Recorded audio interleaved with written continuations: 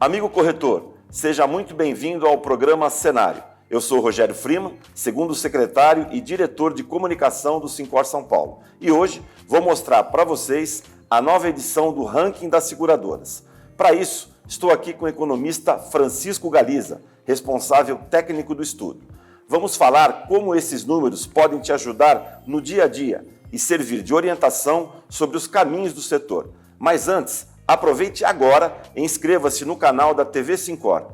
Ative o sininho para receber as notificações quando um novo vídeo for publicado. Assim, você assiste em primeira mão a nossa programação. Acompanhe agora o panorama do mercado.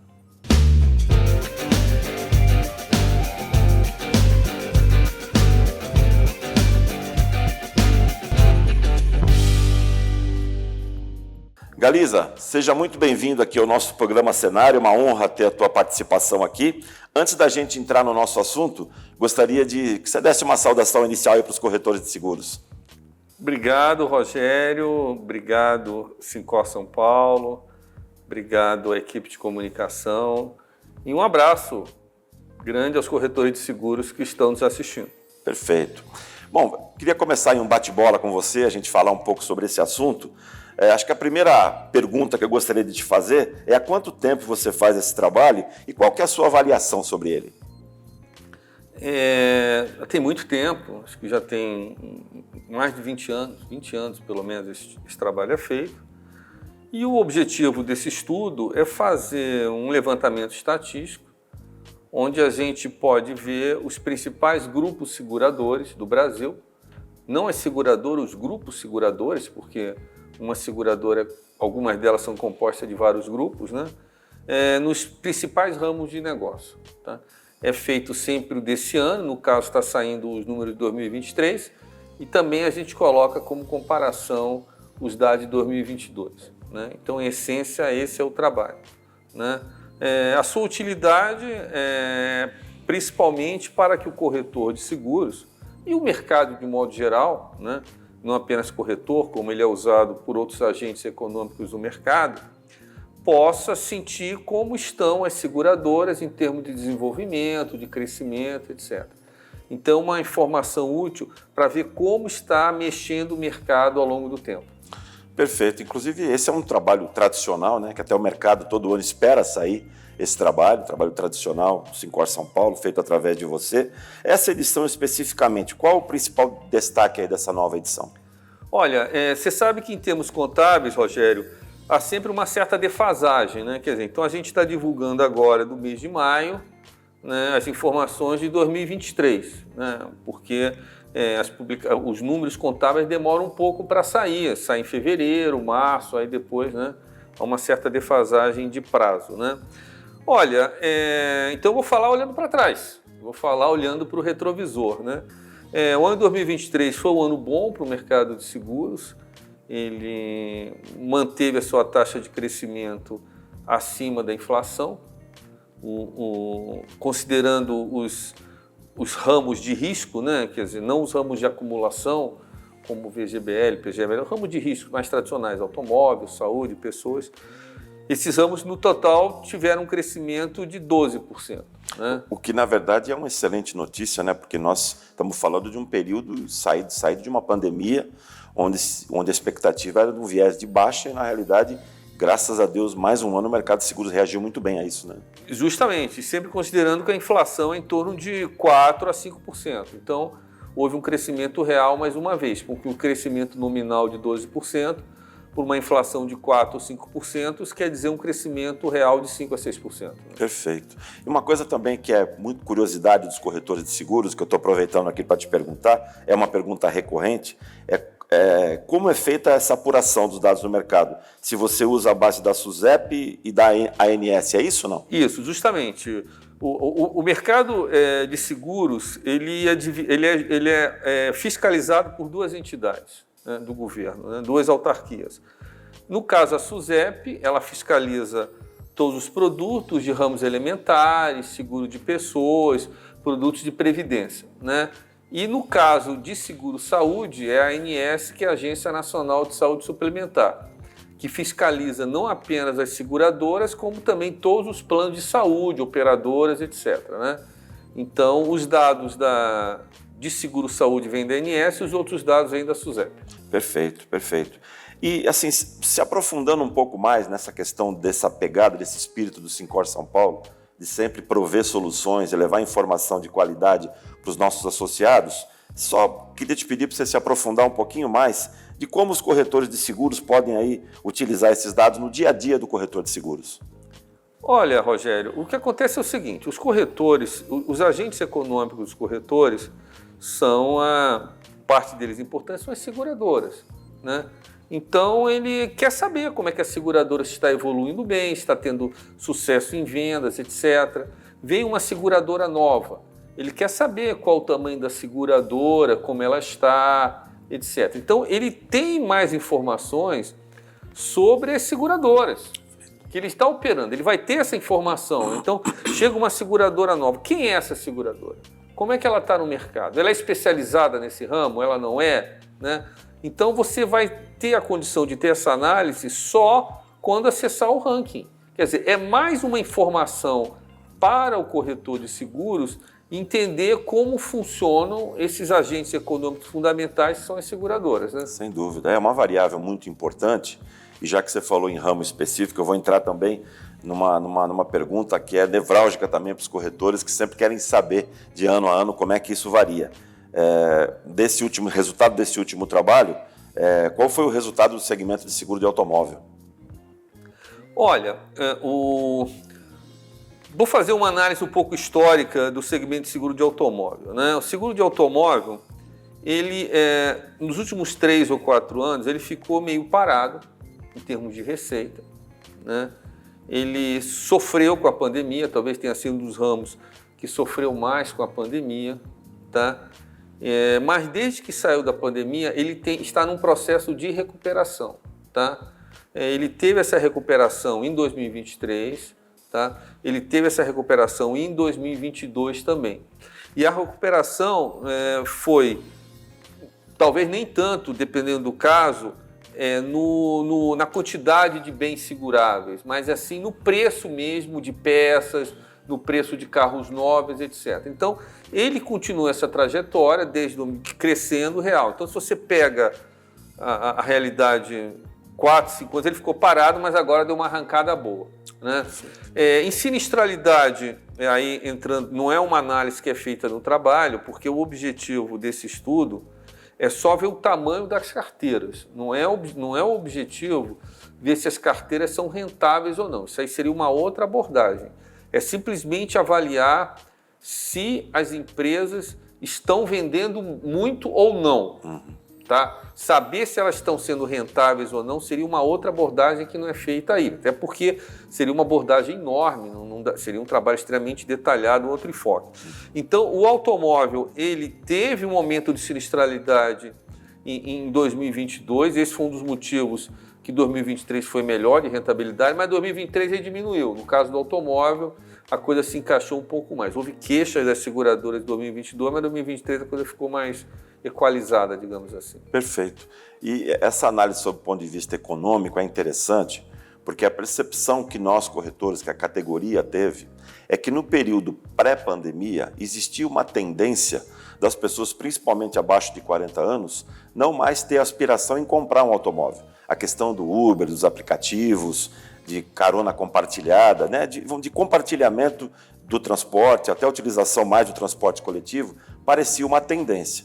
Com a questão da pandemia, com risco de contaminação, me parece que o pós-pandemia retomou a questão da necessidade, até por segurança da saúde, segurança sanitária, das pessoas voltarem a ter um transporte individual. Então, talvez isso tenha alavancado rapidamente o crescimento do pós-pandemia do mercado de automóvel, de seguro de automóvel. Queria saber o que você acha dessa análise, que não tem nada a ver com economia, mas que molho que você dá em relação a essa minha observação? Não, essa é outra discussão mundial que você está colocando. Né? Quer dizer, isso não é uma discussão exclusiva no Brasil. Né? Quer dizer, é uma discussão que é válida, é uma discussão estrutural, digamos assim, do seguro em questão.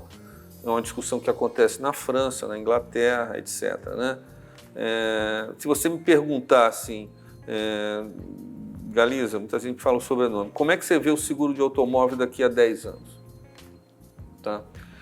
Eu acho que ele vai diminuir a sua importância, por essas questões estruturais que você está falando. Tá? Vai ter um problema de uberização, vai ter um problema de engarrafamento, vai ter um problema, uma série de fatores, de poluição, embora possa passar elétrico, etc.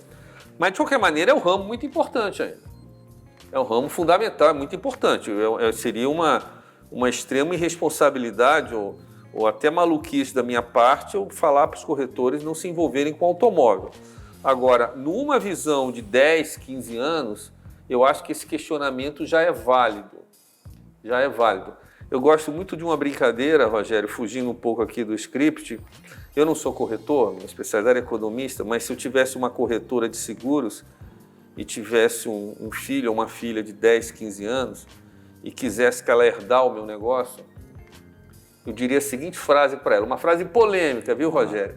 Eu falaria assim para ela, meu filho ou minha filha, hoje a minha carteira mais importante é automóvel, mas eu não sei se daqui a 20 anos, quando você assumir esse negócio, vai ser ainda o automóvel. Tá? Então é um questionamento válido, talvez não seja no curto prazo, talvez não seja no curtíssimo prazo, talvez não seja nem no médio prazo, mas no longo prazo eu acho essa discussão válida. Não, porque é válida, não tem a menor dúvida. Eu vou acrescentar aí um pontinho nessa polêmica. Eu comecei a trabalhar com seguros exatamente há 35 anos atrás, em 1989, e trabalhei numa seguradora, numa grande seguradora. No primeiro dia, no meu primeiro treinamento, a informação que eu recebi do diretor que me recebeu foi que eu tinha que entender de seguro de automóvel, que era importante naquele momento, mas era bom eu começar a pensar no futuro, que daqui a 1 ou 2 décadas não iria nem praticamente nem existir mais seguro de automóvel. Eu não diria isso, mas de qualquer maneira é uma discussão válida. Agora, claro que isso não significa que as coisas se repetem ao infinito, mas que não há dúvida, e o Sincor São Paulo trabalha muito nesse sentido, o corretor dá atenção para o automóvel e trabalhar em outros ramos, isso não tem a menor dúvida, acho que está consagrado que é muito importante que o corretor de sucesso possa trabalhar com outros ramos também. Mas isso é uma discussão só no Brasil, viu, Rogério? Isso é uma discussão mundial, tá? Não é o Brasil que é exclusivo, não. Isso discute no mundo inteiro. Tá? Perfeito. É muito importante isso que você está falando, parece um detalhe, mas é muito importante. Porque, naturalmente, o mercado brasileiro tem uma característica própria, mas a nossa grande referência é o mercado americano, o mercado asiático, o mercado europeu, e dali a gente pode realmente tirar muita lição, né, de um mercado muito mais amadurecido, com uma participação do PIB muito maior. Mas, Galiza, olha, está muito bacana o nosso papo, daqui a pouco a gente vai votar, então agora a gente vai para um rápido intervalo e voltamos já já.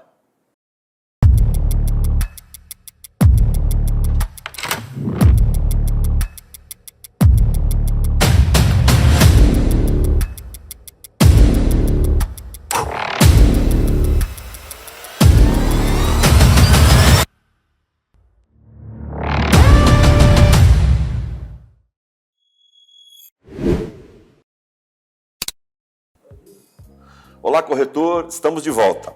Corretor, você pode apontar a câmera do seu celular para o QR Code que aparece na tela aqui embaixo e consultar tudo que nós estamos falando aqui. Então vamos retomar aqui esse bate-papo com o Galiza. Galiza, agora uma coisa importante também que eu gostaria que você falasse aí para os nossos colegas corretores, falando aí dos principais grupos seguradores do ano passado, quais seriam? Olha, Rogério, os principais continuam ainda a ser o Bradesco, a ser Porto Seguro, a ser Sul América, né? São os principais. Mas eu gostaria de estender um pouco a tua colocação, que é um aspecto que eu já comentei isso, é que mais do que os principais grupos seguradores, e as pessoas não viram ainda com muita precisão, Rogério, é que tem aumentado esses grupos seguradores. Tá? O que eu quero dizer com isso? Tá? Se você pega o ranking, quem alguém tiver a curiosidade de pegar o ranking de 2017, 2018, talvez esteja no site, vai encontrar na internet, havia em torno de 78 a 80 grupos seguradores. Nesse estudo 2023, passou para 90. O que está acontecendo, Rogério? A tecnologia e novos investidores estão trazendo novos agentes para o mercado. Isso é um aspecto positivo, porque mostra, primeiro, uma oxigenação do mercado. a entrada de novas empresas. Você deve saber isso, novas empresas. O que né? é muito positivo, né? E com novas ideias, sustentadas em cima de tecnologia. Então, os primeiros colocados, quer dizer, essas empresas que estão entrando ainda não têm valores significativos. O mercado ainda opera com aquelas empresas tradicionais que eu te falei.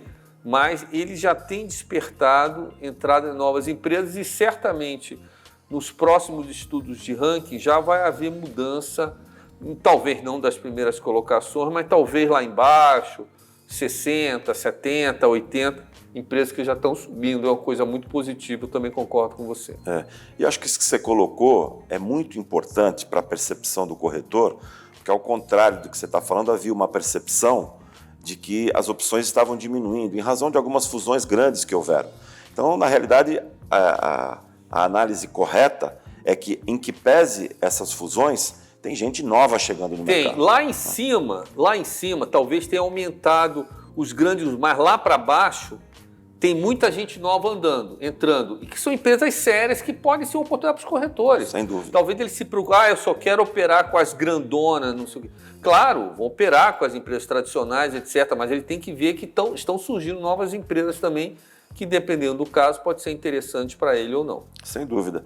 E que, claro, que demonstra também que o mercado externo vê no Brasil uma grande oportunidade de crescimento, né? Nós estamos entre a oitava e 10ª maior economia do mundo, se não me falha a memória, e acho que realmente o Brasil é um país que tem muito potencial para a gente crescer muito, tanto no patrimonial quanto no vida.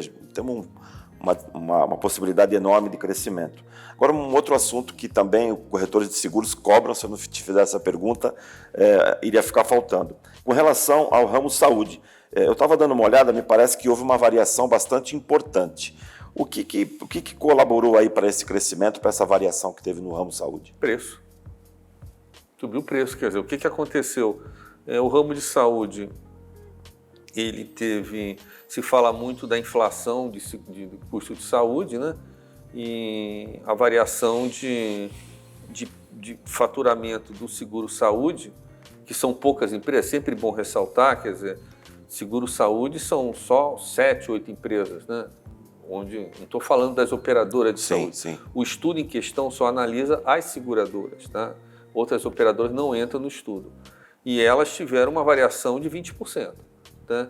Então, em 2023, se eu não me engano, em 2022 teve 12%. Então, está havendo, isso é notícia de jornal, é notícia pública, uma reclamação da empresa de saúde, mas houve uma recuperação de preços, enfim, relevante, tentando talvez equacionar essa perda de rentabilidade, né?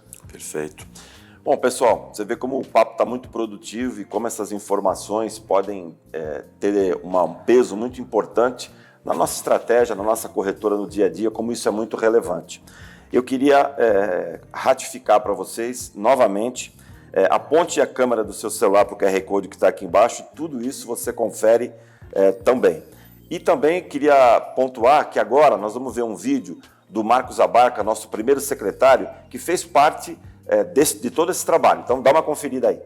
Oi pessoal, espero que vocês estejam gostando desse bate-papo. O ranking das seguradoras ele é um material que a gente tem o orgulho de entregar. Fazemos ele há mais de 20 anos para mostrar a distribuição dos ramos de seguros e as companhias que atuam em cada segmento. Estamos falando dos principais grupos seguradores que atuam com seguros de automóvel, com pessoas, patrimonial, transportes, riscos financeiros, saúde, entre outros. Tudo isso disponível gratuitamente no site do Sincor São Paulo. Confira lá e boa leitura. Bom, Galiza, a gente não poderia deixar de aproveitar a tua presença aqui, né, para te perguntar que você fizesse aí uma visão geral do mercado, de números, de perspectivas. Você entregou um trabalho espetacular agora referente ao ano passado e a gente quer ter um spoiler aí, como é que você enxerga esse mercado de seguros, especialmente no Brasil, e se você quiser falar até um pouco do cenário mundial, sobre quais são as perspectivas, o que a gente pode esperar do mercado de seguros a partir de agora? 2023 foi um ano bom para o mercado de seguros, tá? Foi um ano bom em termos de crescimento de receita, tá? O mercado cresceu em torno de 12%, tá? isso com efeito direto nos corretores de seguros, tá? E também foi um ano bom em termos de rentabilidade das seguradoras, né?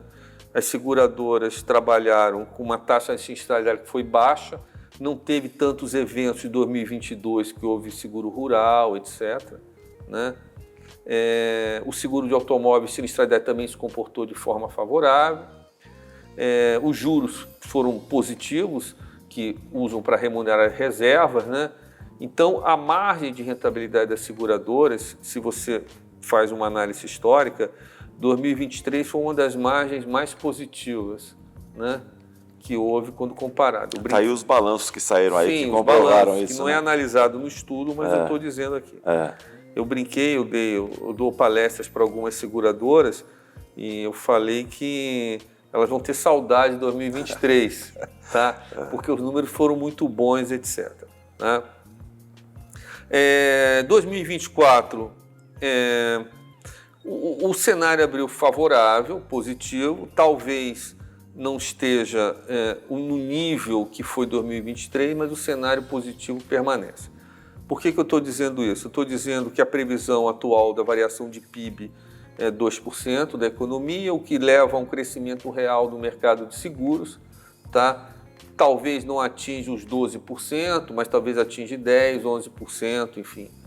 Tem grande chance de ter 2 dígitos, como fala de crescimento nominal. O que tem me preocupado, eu já comentei isso até no ano passado, e que o mercado de seguros no Brasil está caindo a ficha cada vez mais, lá fora já caiu, é o problema ambiental. É o problema de risco, tá? É o problema, eu estava vendo outro dia, ontem ou anteontem, estão prevendo talvez uma seca no Pantanal, a maior dos últimos anos, é o problema no Rio Grande do Sul, isso talvez afete um pouco o crescimento da economia. O Brasil é muito baseado em... Desculpe te interromper, mas é exatamente isso que eu ia te perguntar antes da gente encerrar o programa. Na tua visão, qual é o impacto dessa tragédia que aconteceu no Rio Grande do Sul para o mercado de seguros, tanto a nível de sinistralidade, de crescimento, enfim, o impacto ou positivo ou negativo, se é que se pode falar positivo, estou falando sob o ponto de vista do seguro. Evidentemente, a catástrofe patrimonial e humanitária é indescritível. Eu digo para o cenário do seguro. Essa é uma pergunta, já me perguntaram, eu dou entrevistas sobre isso. Eu acho que tem um impacto positivo. Por incrível que pareça, eu acho que tem impacto positivo de consciência ecológica. Eu acho que a sociedade, eu sei que para quem está no Rio Grande do Sul assistindo, pode até achar meu comentário meio cínico, mas por incrível que pareça, a gente talvez aprenda uma lição com o que está acontecendo no Rio Grande do Sul. Eu acho que a sociedade vai passar a tomar consciência do seu risco ambiental, tá? As seguradoras vão estar mais preparadas, quer dizer, isso não é mais um blá blá blá, tá? Os impactos negativos, que esses daí são os mais óbvios, né? O mercado seguro do Rio Grande do Sul representa hoje 8% no mercado brasileiro de seguros, tá? Eu li que o PIB gaúcho talvez caia 2%, tá? Então, fazendo uma conta que eu já fiz de cabeça, talvez resulte de 0,5% a 1% no crescimento no mercado de seguros nacional, tá? Vai ter aumento de sinistralidade, sem dúvida nenhuma, que a gente não mediu ainda, eu não vi, mas vai ter o aumento, mas que vai afetar. Mas esse, Rogério, é o maior risco que eu vejo hoje, porque, por exemplo, esse ano não vai ter problema de risco político, eu acho muito pequeno, isso foi diluído, tá? Eu acho que o crescimento estava se dirigindo para 2%. Então, eu situaria hoje o maior risco do Brasil, que pode atrapalhar o que está acontecendo. Primeiro é o risco ambiental, tá? O risco ambiental que é forte. E o segundo, que a gente não pode negar, é o risco político internacional. Perfeito. Tá, né? Que a gente, as coisas assustam, a gente tem, não vou entrar nisso agora, você sabe tão bem quanto eu, a gente tem 2 guerras no mundo muito importantes. A gente tem a guerra da Ucrânia, tem a guerra de Gaza, de Israel, então são momentos que podem sair do controle e a gente não pode brincar com fogo. Então são os 2 grandes riscos. Eu espero que as coisas equacionem, que o Brasil não tenha nenhuma tragédia ambiental no Pantanal e continue a evoluir, mas que realmente a gente não pode mais desprezar esse fato, não pode mais. Era sobre isso que eu justamente estava perguntando. é a questão de que o mercado de seguros não pode mais negligenciar o risco ambiental. Que no Brasil existe uma cultura, ou existia uma cultura, espero, de negligenciar exatamente esse ramo. Naquele mito de que o Brasil não tem catástrofe ambiental, que só os outros países têm, só os outros continentes têm. Então essa é a dura lição que eu acho que o mercado de seguros vai ter que liderar para a gente poder virar esse jogo e prevenir coisas como essa triste que está acontecendo, né? A gente sempre falava que no Brasil não tinha terremoto, não tinha maremoto. O Brasil teve o seu terremoto. O Brasil teve o seu terremoto que aconteceu, entre aspas, Sim. que aconteceu no Rio Grande do Sul. Sim. Aquilo foi um terremoto. Sem dúvida. As consequências foi um terremoto. são similares. Consequências, Né? casas, carro. Foi na prática, foi um terremoto. Então, Sim. se dizia muito que o Brasil não havia tragédias naturais, que isso daí vai ter implicação até no resseguro. Sem dúvida. Porque se você compara as taxas de resseguro do Brasil com outros países, se você pega prêmio de resseguro e prêmio de seguro, o valor no Brasil era sempre muito baixo, comparado, por exemplo, ao Chile, porque não havia tanta necessidade do resseguro, que muitas vezes aparece com catástrofe. Então, será uma outra consequência no mercado de seguros, talvez um pouco mais no médio prazo, o aumento de taxa de resseguro nas operações. O mercado de seguros não tem condição de suportar, sem o resseguro, todos aqueles prejuízos.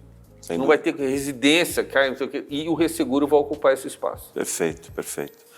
Olha, Galiza, uma coisa muito importante também de te ouvir é que a gente tem a tendência, o corretor de seguros tem a tendência no seu dia a dia de se preocupar com o dia a dia do seu negócio. Então a gente tem uma visão muito debruçada sobre os nossos resultados, os nossos números, as nossas metas, a nossa sinistralidade, o produto que a gente atua, os produtos que a gente atua, o cliente que a gente tem que atender. Então o dia a dia acaba consumindo muito isso e te ouvir dar uma amplitude na análise do mercado brasileiro, análise do mercado mundial.